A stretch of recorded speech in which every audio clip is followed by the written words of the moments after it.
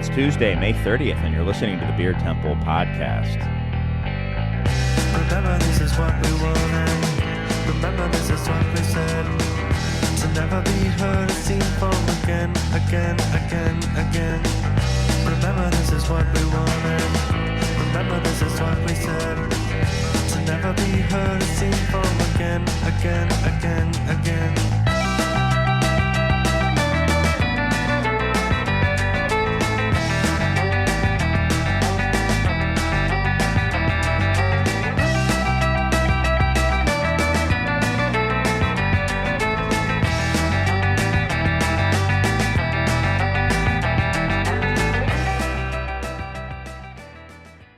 Hello, and welcome to the Beer Temple podcast. I'm your sole host this week. Chris Quinn. Mike Shalau is on sabbatical for the next week or so. He's doing something. I'm sure he's having quite a bit of fun, and could not make it, but it's okay. I'll try to make it through with just myself doing the hosting duties. I've got a couple of guests here. A couple of repeat guests, actually, so looking forward to that. Before I go any further, though, I want to do all the thank yous. Thanks to all the listeners, everyone who downloads the show, who listens via the airwaves on 105.5 FM, Lumpen Radio, WLPN. Thanks to them, as always, for having us on. And thanks to Edmar and Jamie and all the fearless leaders over there for allowing us to continue to do this for, I don't even know how many years it's been at this point, Serge. It's 8 years. Oh, my God. It's more depressing than I realized. Anyway, thanks to Serge for the fades. Serge has been gone for a little while, which is why you've probably noticed a lot of botching of fades, forgetting to mute, forgetting to hit record, all that sort of stuff. And but don't worry, the fading is in good hands. He's fading right now, actually. Just constant micro fades is what he's up to. So thanks to him as well. And with that, since I don't have Mike to just get 5 minutes of just worthless banter out of, I should probably just get right to it with the guests. Now, it's interesting.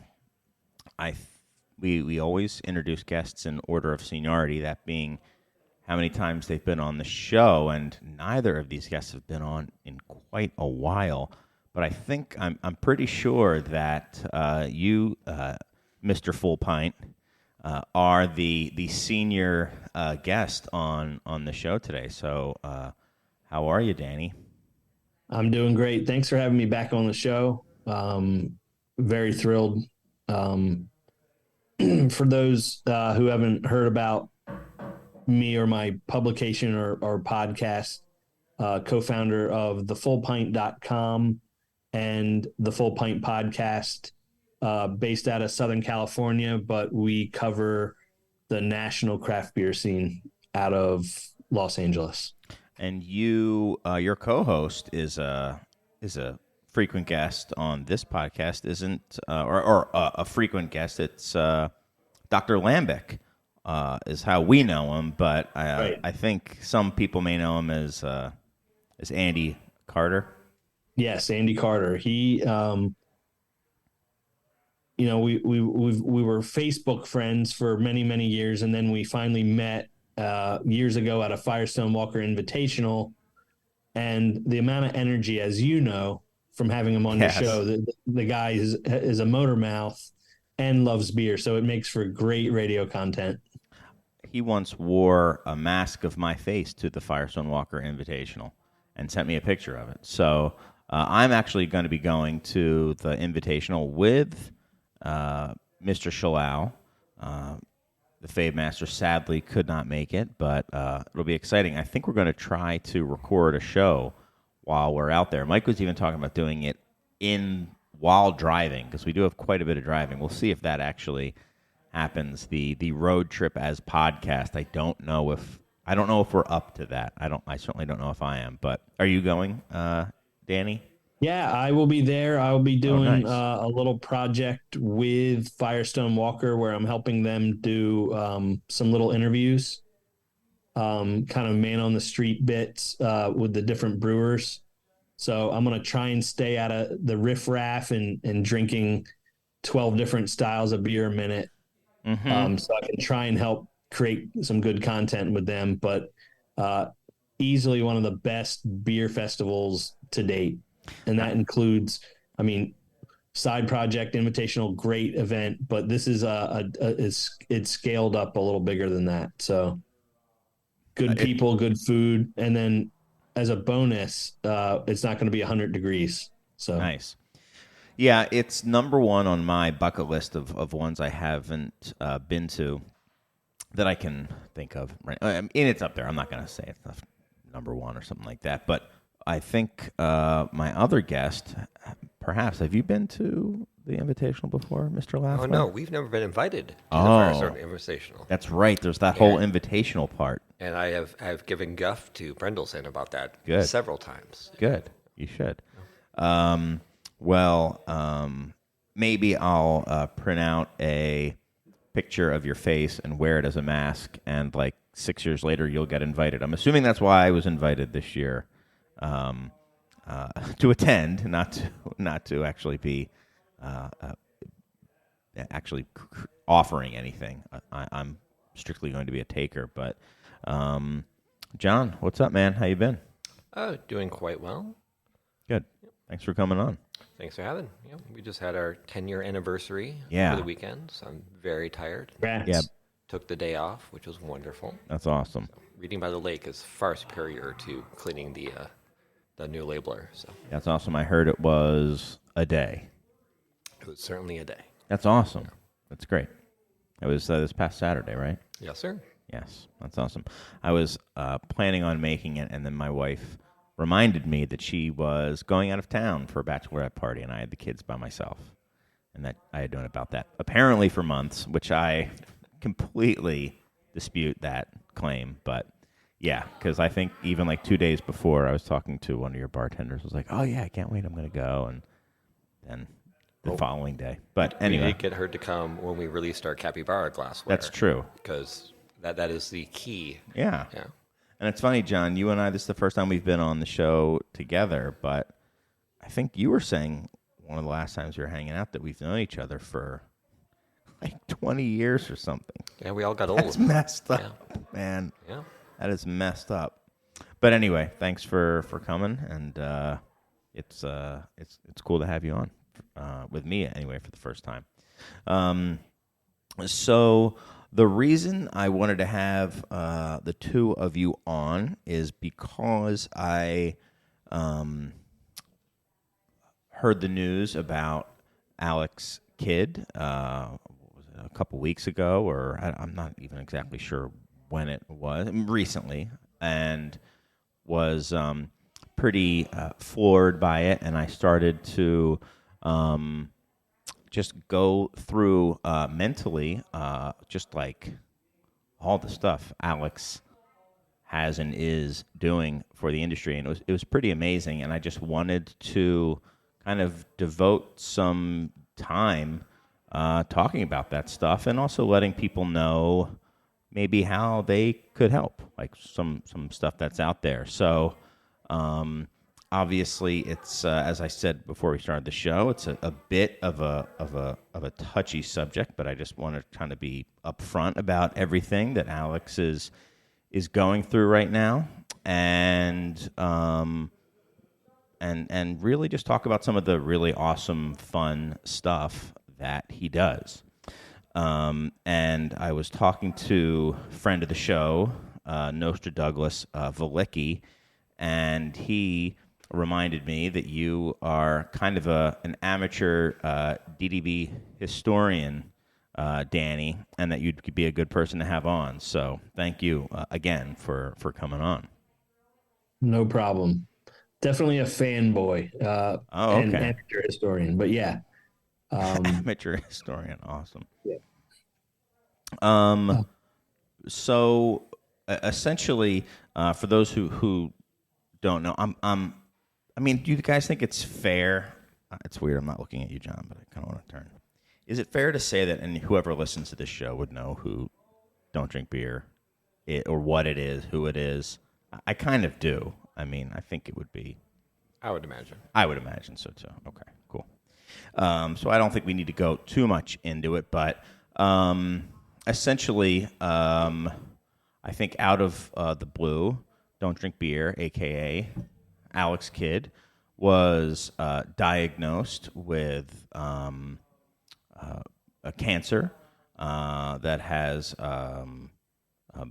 spread a bit throughout his body, and was kind of, I'm sure he was taken very much by surprise by this and had to have some life-saving surgery and is now on a long road to recovery. And even watching how the community is kind of like immediately kind of jumped out to talk about the subject has been amazing. So I wanted to do a bit of the same. And before I kind of start talking about Alex, I did want to mention that there are several charities, but I think the primary one is probably the GoFundMe, which has raised a whole bunch of money for Alex and his family. And I highly suggest you folks out there go on to GoFundMe. And if you just search for Alex Kidd, you will find it. It's Kidd with 2 Ds. And read up about what's going on with him, and you'll easily see how you can help out with that. So I definitely suggest that. And there's some other stuff going on. I mean, there's a lot of stuff going on as well, and I think it speaks to how much he's meant for the community. Before we kind of dive into what he's meant for beer, is there anything that you want to say, either John or Danny? Take that as a no. I'm also schwitzing like crazy. So can you turn up the AC there? Thanks, Serge. Appreciate it. Well, all right then. So I think we should, to hit the down arrow until it turns on. There you go. It's only 72, but appreciate it. So then let's get into it. You're a fanboy, Danny, and John. In fact, I might sit off to the side so I can look at John as well. My hair does look very nice, so I hope you notice that. Yeah, no, I noticed. That's what I want to see. What conditioner are you using? So, man, I mean, where to begin with DDB? I was going through. Like, do you know when he started, Danny? So I'd like to jump in a little bit. Yeah, please. And say, I'm gonna say it would be maybe 2010-ish, just roughly speaking. And I was a few years into the Full Pint at that point, and I always felt like we were kind of the outcasts and kind of rogue because there's all those traditional beer media outlets, right? At the time, Beer Advocate, All About Beer Magazine. Yep. Beer Connoisseur, Rate Beer. And everybody took this very serious, almost too serious approach to covering beer as media and always making a straight line to it, having to be this hard-hitting journalism. And I just thought, okay, everyone can have their own angle on it, but we wanted to be kind of goofballs and kind of take a less serious approach. And we kind of felt like the outcasts. And then Alex Kidd kind of comes in under a pseudonym of Subby Doo and just starts clowning on essentially the folks in the Chicagoland area driving around trying to collect Bourbon County Stout. Yeah. And that's where I was like, you know what? It almost kind of validated what we were trying to do, which was to not take a serious approach about craft beer as media. And he took it to other levels where the focus wasn't even on the actual beer. It was on the, kind of ribbing on beer culture. And he started dropping videos and these really abstract blog posts, just totally making fun of the gotta catch 'em all culture, people that just didn't have enough self-awareness that they were, right. doming 3,000 calories worth of beer. And I was just immediately in love. I think I emailed him after I watched the first video and just said, I don't know who you are, but this is incredible. And to me, this is beer media. This is, we don't need to hear about how, the folks in England wanted their beer to last to the trip to India. This was, this is what I'm here for. And, Interesting. So over the years, he kept ramping it up and getting funnier and funnier. And it got to a point where he was still kind of undercover. So he, his day job, he's a lawyer. And there was a point, he actually was kind of outed, like, okay, I am a real person and I'm a person behind this insane blog. And he started hitting his stride maybe about 5-6 years ago, or right before he launched Malt Couture. Well, hold on. You're going way too fast for me. You're going way too fast, Danny. Jeez. No, it's okay. It's okay. I mean, I think you're right in everything. But what I'm saying is, in the early days, he really set the tone for what beer media or beer, even I don't know if this is a term, beer entertainment, where it's like, this is what my hobby is, and this is the entertainment I want to consume. Well, it's to me, it's like Alex has he's definitely gone through stages, and it's almost become different personas. And I think as it has to. I mean, if everybody knows who you are, you can't be the nameless, fool who's trading for, a Cantillon Creek and then pouring it into a sheet pan, a cookie pan, and saying it's a cool ship in this affected voice, and then at the end always saying, get it at Bienni's, or however he would say it. And I thought it was a Chicago guy.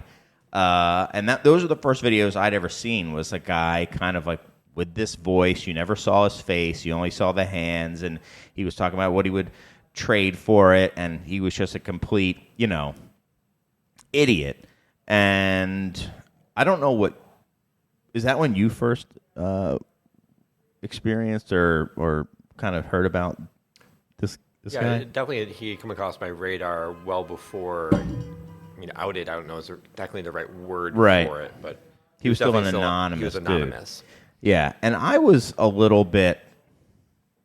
I did not have your reaction, Danny. I was not like, this is beer media. I was like, at first I just thought it was this funny kind of, just a funny, like, goofy guy. But it got me to go into the blog and start reading the blog, which was, I want to say completely different. They were related, but it was just it was long form. It really was long form talking about beer and beer culture. And he did review beers. He reviewed usually, not always, like really, really rare beers, at least by the time that I was aware of him. And I remember seeing that he had, like, early on, like, reviewed, like, a Weihenstephan beer or something like that. But I started, like, diving in and seeing what he was doing. And the language, I just knew, was so advanced. I was like, this guy knows how to write. This guy's certainly not an idiot. This is a persona he's putting on, which I kind of knew, obviously, to some degree. But it was this, like, enigma for me. But I was definitely not sure how I felt about it. And, I think there were certain times going forward where he would do things. I was like, I don't know how I feel about this. But I never thought it was, like, bad or something like that. I was not a super fanboy. I've definitely evolved. And as I mentioned before, I have the utmost respect for what this guy is doing and has done. And I think, everyone else who is trying to do that is, one, a direct kind of, is is directly kind of influenced by him, and two, everyone put together is not as influential as this guy is. Agreed. And has been in multiple ways at multiple times. So it is pretty unbelievable.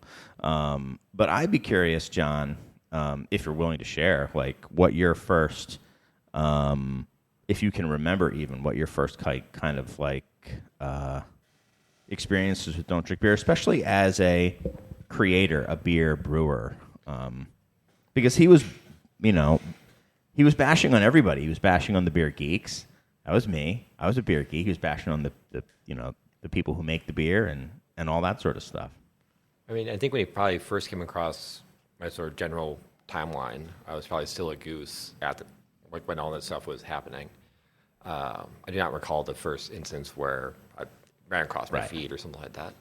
But I always enjoyed it because it came across my timeline at a time when there's still this like huge celebrity culture around brewers and beer and all that.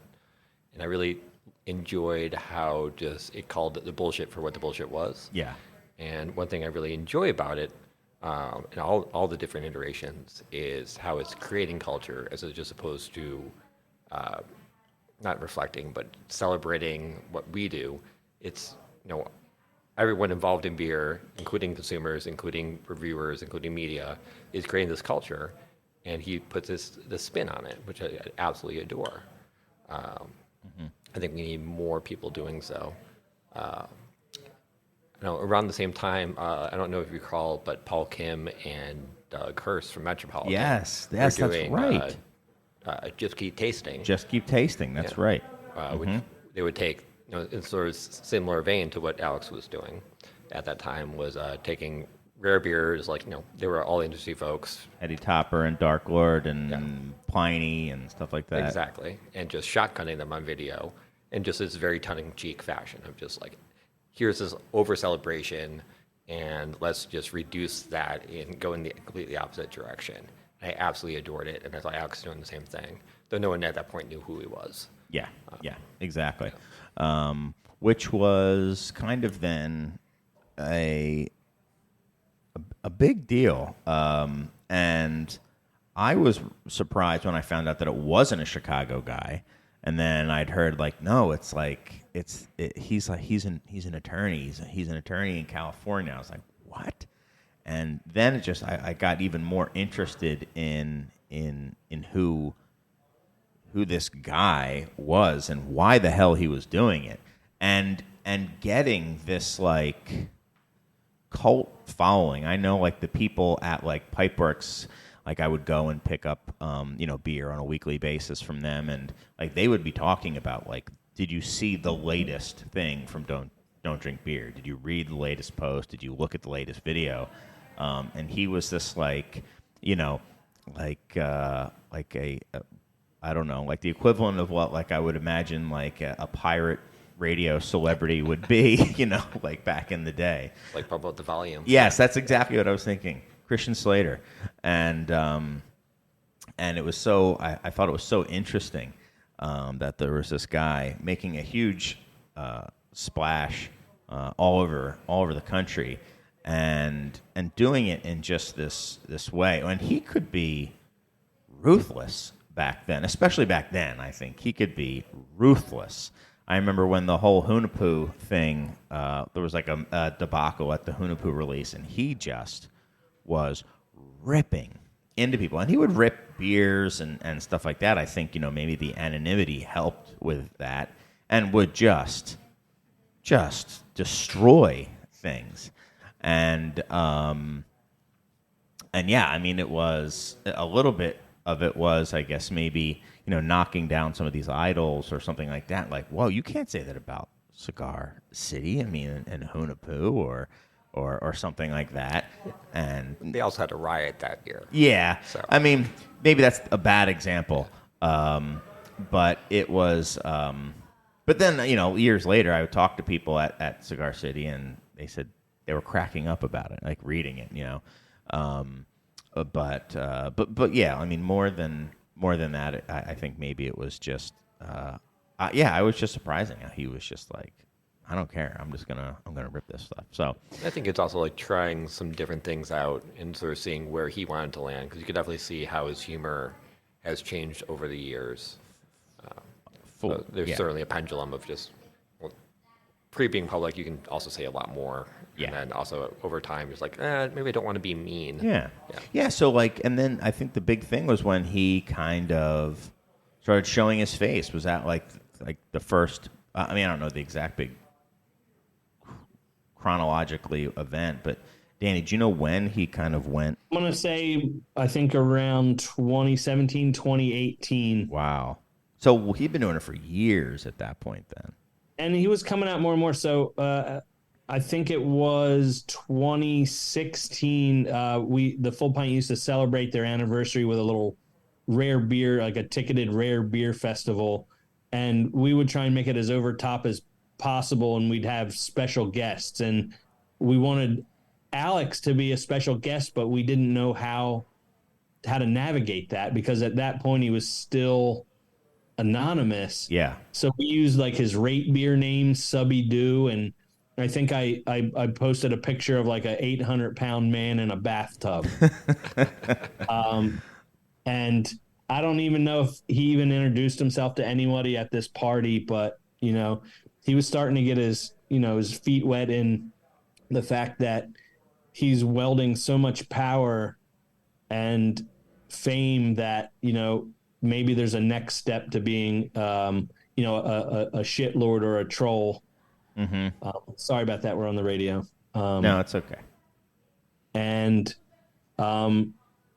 he started getting more comfortable with things. And to your guys' point about, he was really, he was being harsh and sharp in terms of, calling out things that he didn't think were quite right, or a beer that people were coveting because, it was kind of a sheep mentality thing where he would just say, even though you paid $1,000 for this bottle of beer, it's not good. So, I'm just here to say that if you take the money or the chase out of the equation, this is the real scoop. And, he holds a lot of power for how much, his opinion and his, thoughts were surrounding these ridiculously rare beers. And I think it has shaped, even to this day, trading culture and collectibles and beer consumption.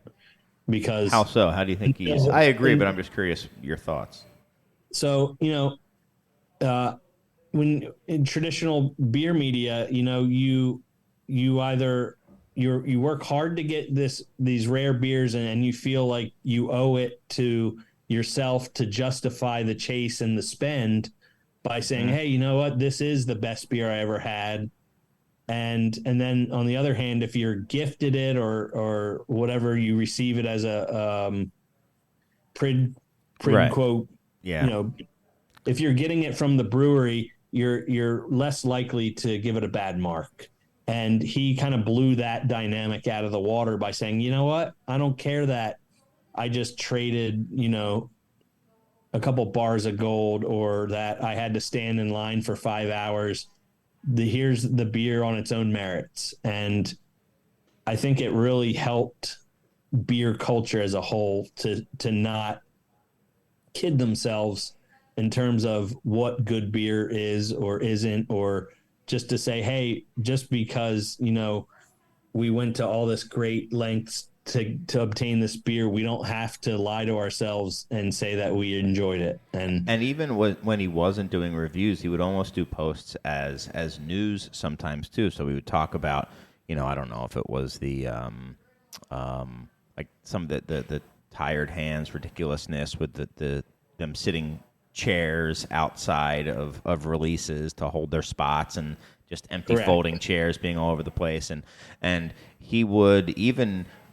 Like, that was one level, but then he was going a second level and talking about, like, deep trading culture, like, nuances that, like, even I would be like, what's he talking about there? And he's like, he's talking about how people will rate the beers that they want to get rid of really, really highly to pump up the trade value so then they can trade it.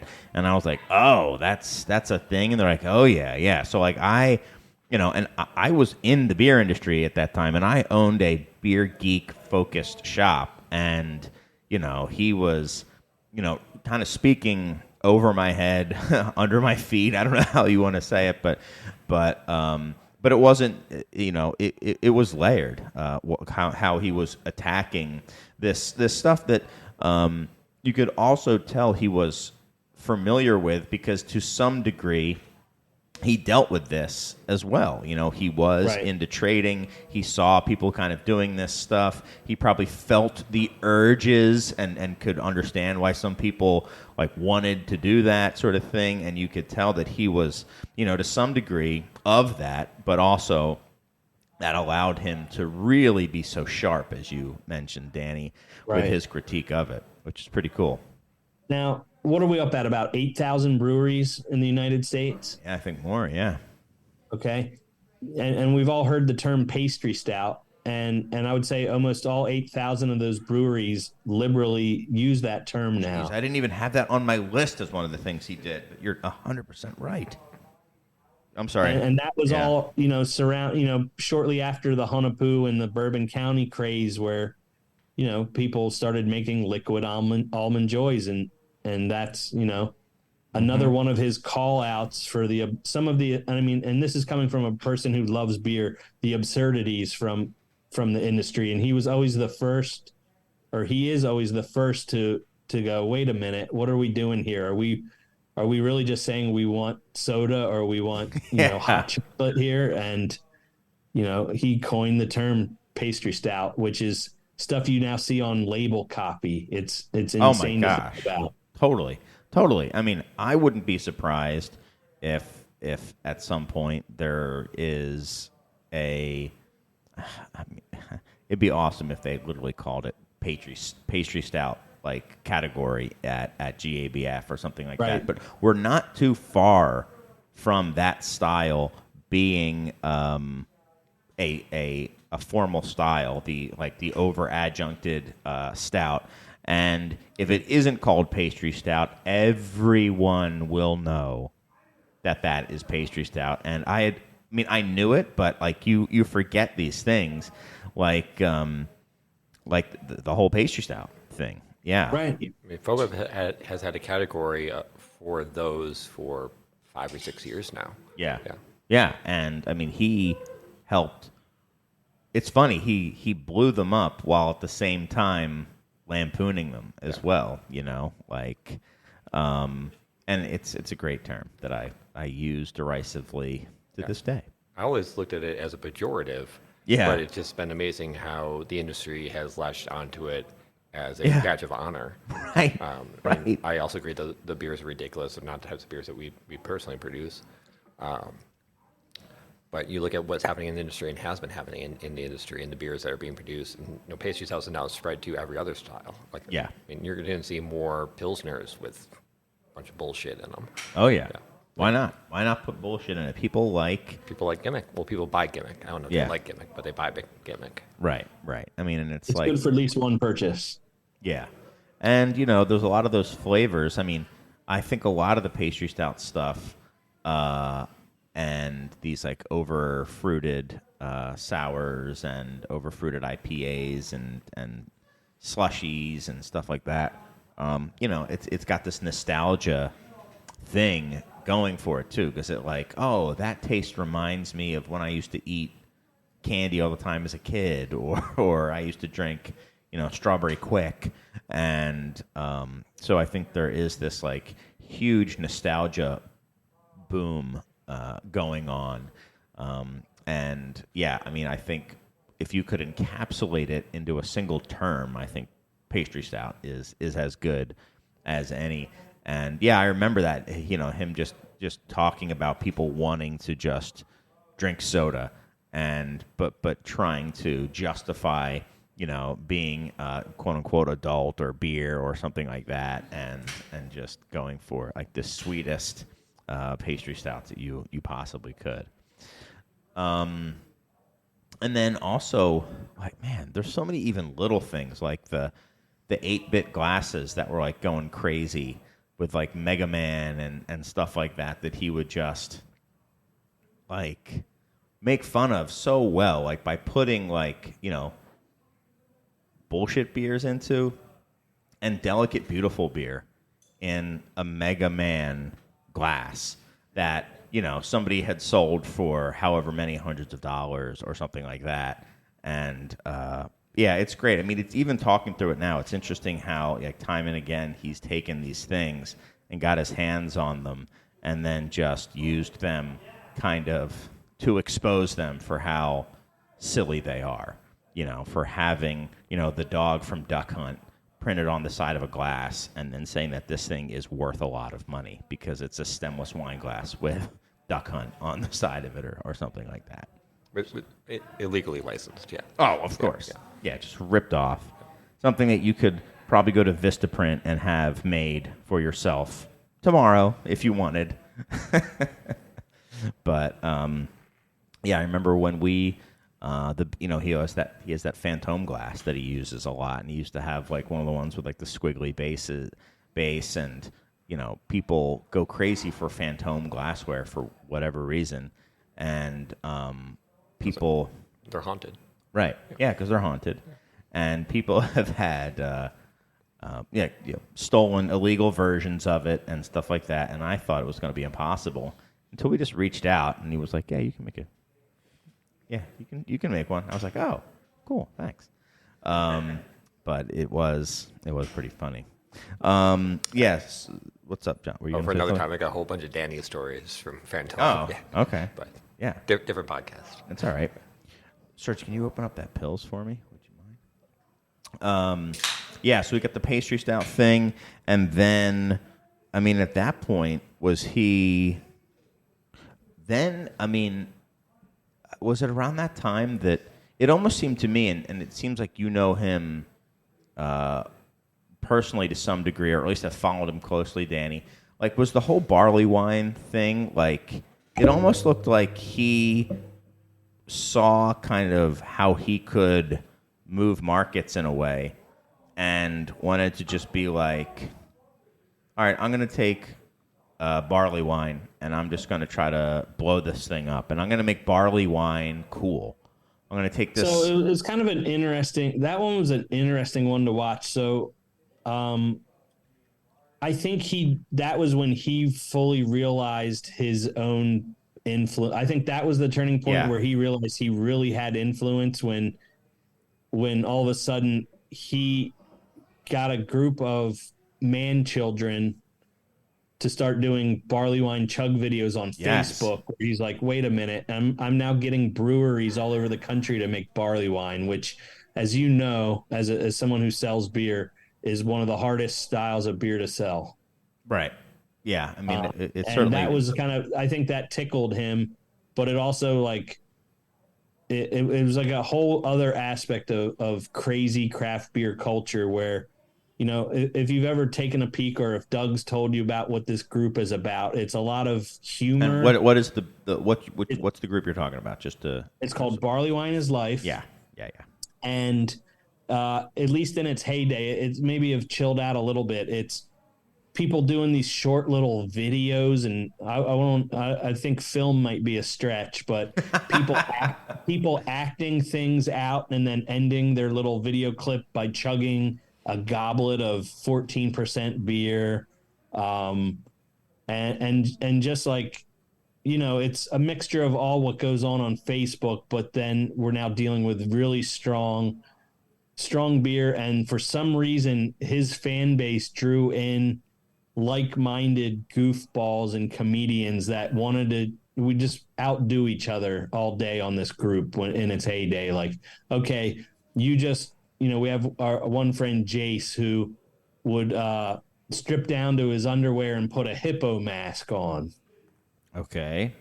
And then snorkel bottles of barley wine. But he would act out like a whole 3-minute skit in his chonies and his hippo mask. And it was just like, so we have all these tropes in this group of like these things, like we every January 20th is the day that we say that, Dogfish Head 120 minute is a barley wine.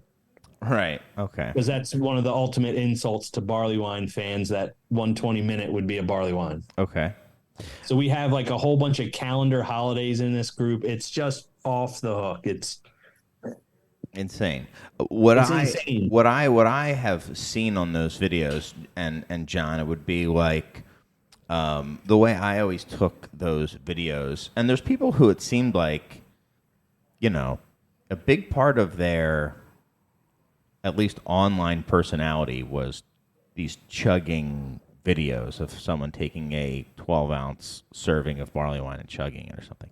And I always thought of it as like these people are just begging for excuses to have some sort of like, I don't know, to drink these, but also kind of tongue in cheek. If like being tongue in cheek is how I can do it to be cool, that's kind of the vibe that I took from it. I thought it was hysterical for maybe not the same reason as other people did, and it reminded me of the SNL writer former SNL writer Rob Smigel. He wrote the Superfans skit, and he was the one superfan who wasn't George Wendt or Chris Farley or Mike Myers. It was the other guy. Also, in Triumph the Insult Comic Dog, same dude. And he was talking about how he would go to Chicago and like, huge, big fat guys in Bears shirts and big bushy mustaches. They'd be like, "Oh man, that's the greatest skit. I know a guy just like that. My friend, he's just like that guy in the skit you do." And it's like, obviously, you are the guy in the skit I do too. And that's kind of a little bit of what I like about it. It was like people, kind of like maybe Alex to a lesser degree, making fun of themselves in varying degrees of self-awareness. Like I'm making fun of these people who chug these barley wines, but like, yeah, but dude, you do this once a week, you're chugging these videos. So it was wacky. I got into the Barley Wine is Life group, and Danny, I had to get out, man. I was like, I can't handle this, it's a lot more dude. tame now, but I'll tell you what, that's like nothing you would want to look at work, and nothing you'd want to look at with your kids around. So like, you had to be a special someone to even be participating in this. And I'm still part of it, and it's gotten much more tamer, and they've, they honestly worship every single word and thing Alex Kidd does. And well, that's the other thing. I'm glad you mentioned that. Sorry, go on. It's not in a creepy way or over the top idolism, if that's a word. But they really they worship every word he says in a healthy way. Yes, and it's because he's a distraction to people's day, right? So it's like, all right, I work this dumb desk job. I'm going home to my, my track home, and I'm going to have to go take out the trash, but I'll be darned if I didn't watch a guy snorkel a beer in a hippo mask today or whatever. So interesting. He really, like, at the low cost of entry too. So it's like, Alex is never pushing his Patreon or anything. It's just he's trying to make us laugh, and he's never saying, all right, now is where I have to start charging you all for the laughs. Mm-hmm. It's just a community of other people that wanted to keep the party going. Okay. I think that community part is super big, because I don't think you even monetize any of it until they started doing the live shows, right? Right, and then their podcast has a Patreon, and I've talked to Alex privately because, over the years I've always, I'm always trying to find ways to monetize what I do at the Full Pint just to justify the time I put in. And he just said, you know what, it's something I love to do, and I can't look at this as something to monetize, because he enjoys the art of it so much. So that's where him and I were differ, where he's straight up just doing this because he's entertained by it. And I think the payment, the compensation is how much people are enjoying the community and the content. Mm-hmm. Yeah, because he went on the road for a little while. He's done, he was doing live shows, like sketch comedy shows. He did one, I don't know if it was his first or his second, but he did one in Chicago pretty early on. One at Rev, one at Goose. Yeah. I was at the Rev one. And people were like, someone like wanted me to take a picture with him and a toaster. I don't know why. Oh, is there always a toaster in the back of his pictures? Right. There's always a toaster oven. Yes. Yeah. So I think somebody had like the exact type of toaster that was in it, which is like, talk about like the levels of like fandom. Yeah, zealotry. I was going to say, it's just like people are devoted to that. But I think that's kind of fun. I mean, I know there's people like there's certain like creators or artists or something where it's kind of fun to do it in those like microscopic kind of, the minutia of it is the joke, like the silliness of it. And then so with barley wine is life and pastry stout, that's crazy. And I would even say the barley wine is life thing, like if you go on, like there's a lot of people now doing things about, like nobody likes West Coast IPAs is something that's on there, or there was one called like Worst Beer Blog. There was one called, the Milds one, obviously. I mean, those are all just direct. I think that's how Barley Wine is Life was born. There was a lot of these half-baked Facebook groups about a particular style of beer. And yeah, I think there's been things that have been trying to model after the Barley Wine is Life movement. But I think it is a movement. It's crazy. To how, there was a lot of half-baked communities trying to be built, but Alex took it to all new levels. And it's funny that you mentioned a movement, because I think one thing that you touched on, but we didn't really do, I think, enough lip service to, was the fact that this got brewers making barley wines. Like, there is no doubt that there was a certain type of brewery that was making barley wine that would not have made barley wine. 1,000%. Yeah, 100%. Like, became a love, thing. And then people were trying it who had no idea who he was, Right. I'm sorry, what were you saying, Danny? I love Anchorage Brewing. When they hit the shelves in California with these mixed culture saisons and Belgian IPAs, they were just sitting there. As great as they weren't that expensive. And I think after the Don't Drink Beer rub, Gabe is selling $100 bottles of barley wine right now. And I'd have to think that even though they're great beers, fun to drink, that I think, some credit has to go to Alex for making a market. And I said on our podcast, I call it luxury barley wine, where people are really dropping $50 to $100 on a bottle of 14% barley wine.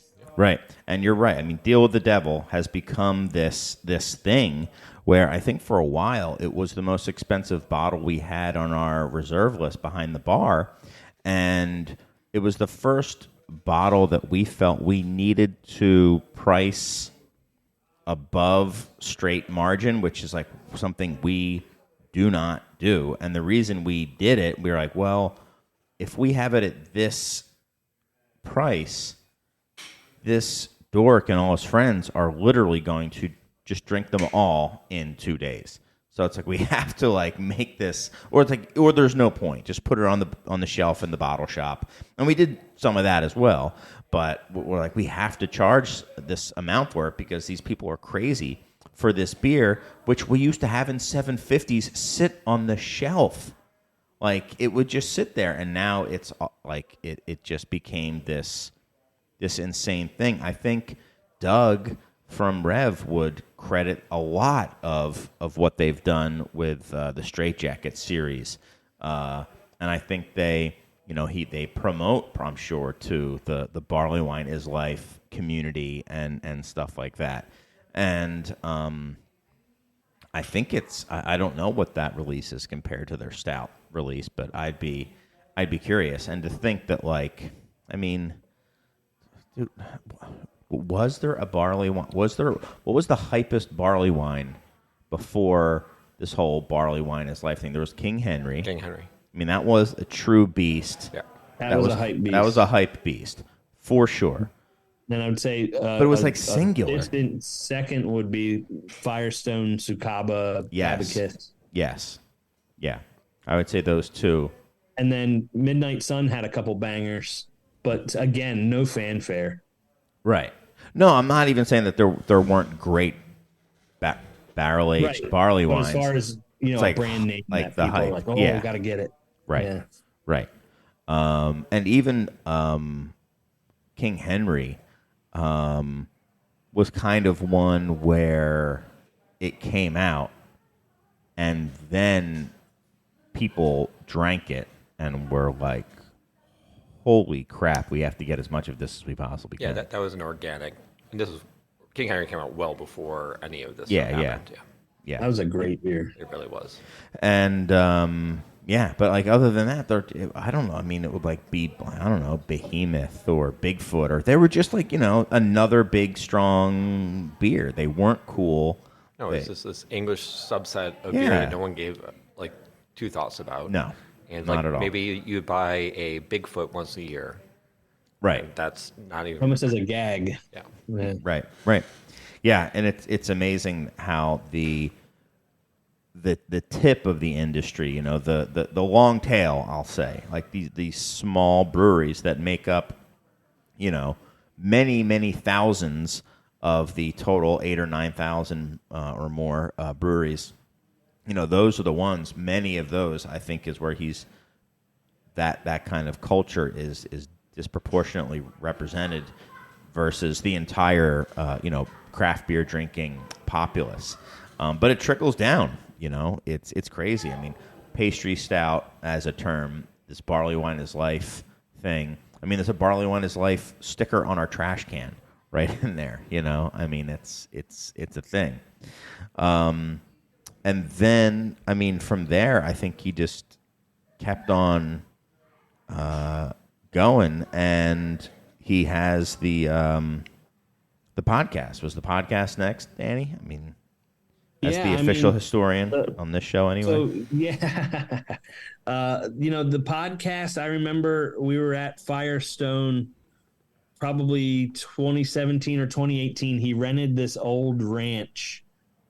Doug and I got invited somehow, where we were, rare bottles of beer, and this was he's like, yeah, I think we're gonna do a podcast. Him and his comedian buddies, and I was like, all right. And that's when he started the live show stuff to kind of get his feet wet. And okay. Yeah, and then he didn't really want to sell ads, and then he I think that's when Patreon started getting very popular for content creators, and he was able to kind of just self-fund it through Patreon, where it's like, look, you want to see me Randall some more things through a cheeseburger, sign up for my Patreon kind of situation. Like, I'll do some crazier stuff behind the paywall.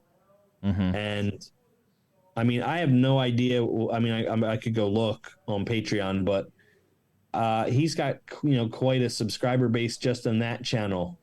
Yeah. Yeah. Oh yeah. Yeah. I think like several tens of thousands of dollars, on there. I mean, I haven't looked recently, but I know it was at something like $30,000 or something like that. So, I mean, that's pretty amazing for a podcast to be able to do that. And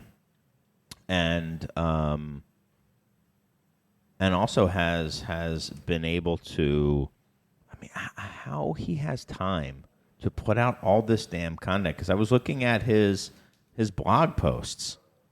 He's still putting out, like, in addition to this, he's still putting up blog posts multiple times a month, like maybe every 7 to 10 days, sometimes more often than that.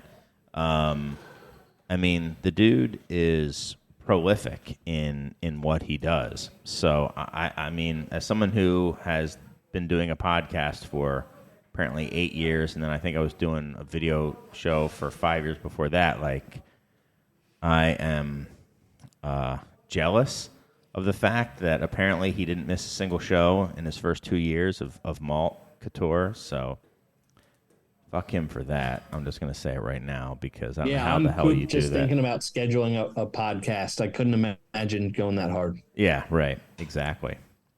And you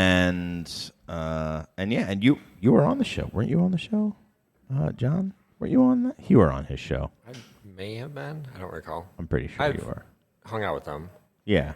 Oh, it wasn't for a show, though? I don't recall if we were being... Ask Danny. Danny knows everything. I don't know. Was John ever on the show? I don't think so. You can edit this out. I don't listen to many beer podcasts anymore, just because I feel like I get my fix in all sorts of channels.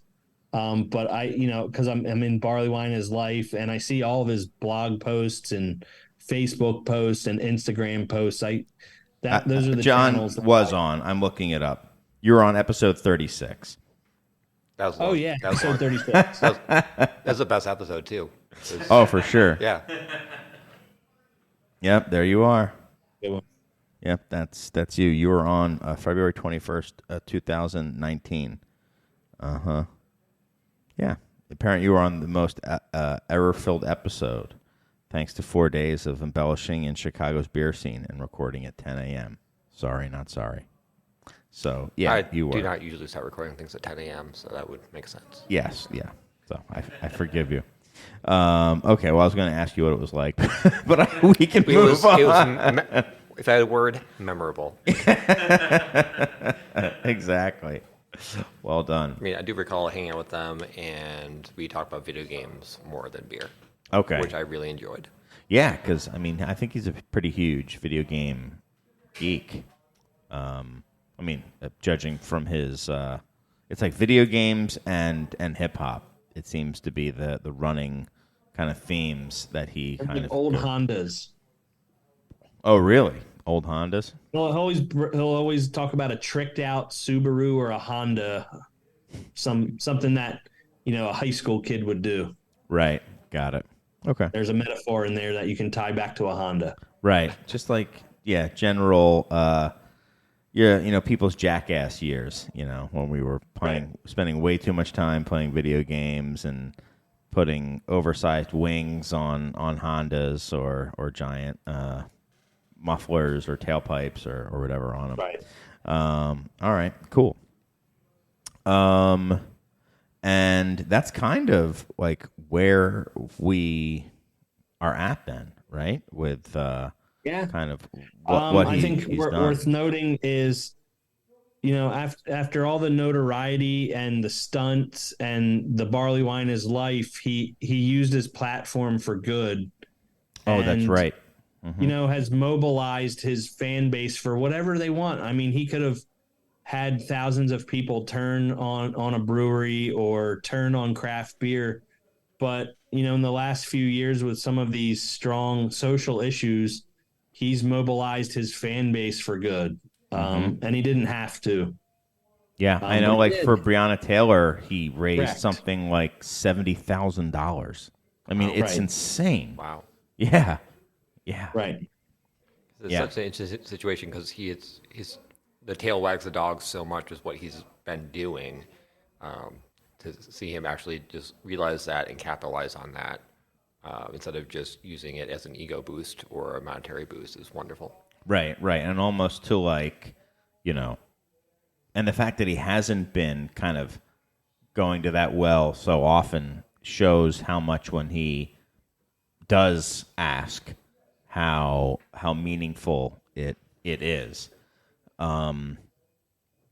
So I think that may be a good segue to how meaningful I think it might be for everyone who's listening here to help Alex now. And I think like some of the things that are coming to mind for me, I was just looking it up. I mean, there's been multiple beers that have come out already that have been announced that are going to have proceeds go to help with some of the costs behind all these medical expenses, and also just I'm sure not being able to work and stuff like that's going to have other expenses associated to it. But I know Shoreside and Waxwings were the two I saw that Alex was posting about. And then you can order like DDB pins. I think 2 different people are making pins. There's a Pilsnerish pin, which I pre-ordered, and then obviously the GoFundMe, which last I looked, which was a while ago, was over $200,000 raised. $250 a few days ago. Yeah, which is great. Absolutely amazing. So, if you just think about it, there's nobody, I think, who's had the impact of no one like kind of outside the supply side or someone else who isn't like a, whose last name isn't Binney or something like that, like somebody like a huge retailer. Just can you think of anybody who's an outsider to the industry and also not really media, not really anything. Not like a Randy Mosher or a Ray Daniels. Yeah. So Nobody is even close, and I think people have certainly tried to kind of create a personality or something like that. And Danny. Right. Yeah. Sure. Yeah. Your hair looks great. That's right. With the website, but that's a more of like an alt like beer zine. I don't know how to put it, but it isn't quite the same as DDB. A full pint is. It's no, not at all. Not even close. It's we've evolved into different things over the years, whether it be actually straight news or hard opinions, like something akin to cable news, where we're going a little hard in one direction just to get a reaction. The only thing that I think the Full Pint and DDB have in common as far as an outlet is we both really like beer and we both see a lot of absurdities, but that's, I think, where it ends. Mm-hmm. And, the fact that somebody has brought a style into popular, the whole barley winers thing. And I also think the pastry stout thing, I think that has benefited from him, and in a weird way it benefited and also allowed people to make fun of it. I think he has allowed people to kind of lighten up. I think you said this right at the very beginning, Danny. It's just a nice way to be like, can Put you things in perspective, right? You can be like, oh, I hate those effing pastry stouts, and even someone who loves them, admits that they're pastry stouts, and then isn't going to take them quite as seriously. Like, right? They're pastry stouts. It's a cinnamon bun flavored stout, and I think for a while it was getting, as you were saying before, like a little too serious, and I think now things are going. They're going in every direction now, but. I certainly don't think it's too serious beers, and which I think is a good thing overall. It's amazing what Alex has brought to the industry, and I don't really know what else to say other than that. How about you, John? Anything? I would like to at least mention his wonderful writing style. Because I write these overly baroque, super flowery, ridiculous beer descriptions. And he's the only person I know of that just trounces me. And it's something I really respect. Looking at... Can you explain like how he trounces them or in what way? Again, it's just like way over the top. Like, yeah. Instead of using, this smells like apples, you'd go into a whole story. Not like fucking like a... Oh, I see what you're saying. Yeah, I'm getting the writing down nod for using a swear word. Yeah. But goes like instead of using a simple analogy, use a more complex analogy. Instead of describing something as apple-like, you describe it as this day in a meadow where you look across an apple tree and the leaves come down, and the flowers are blossoming, and the bee comes flying by, and you hear the buzz of yeah, Right. that sort of stuff. Got it. And I very much enjoy that. Right, when he's just, again, taking something that he obviously has come across plenty of times and just lampooning it, which is great. That's awesome. But a very talented creative writer. Yeah, incredibly talented writer.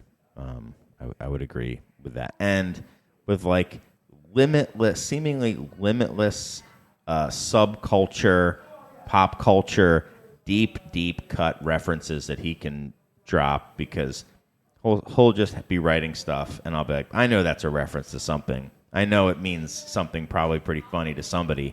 I have no idea what that is, but yeah, it's pretty interesting. And certainly an individual. Nobody like that guy in the game. So yeah. How about you, Danny? You want to say anything?